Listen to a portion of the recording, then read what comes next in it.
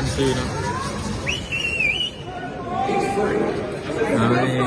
ฮีทที่3หรือว่าพวกที่3เนาะ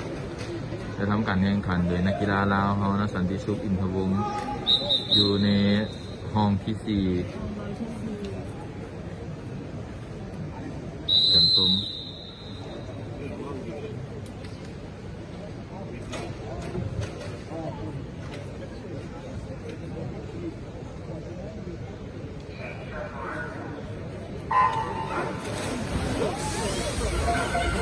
เขาโพดีเขาโพดี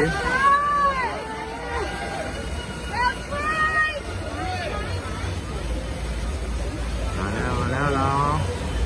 เขายังอยู่ต้อง3อยู่ด้วยนี่เนาะเรื่องของ3เป็นเราเขาขอขึ้นโพเดียม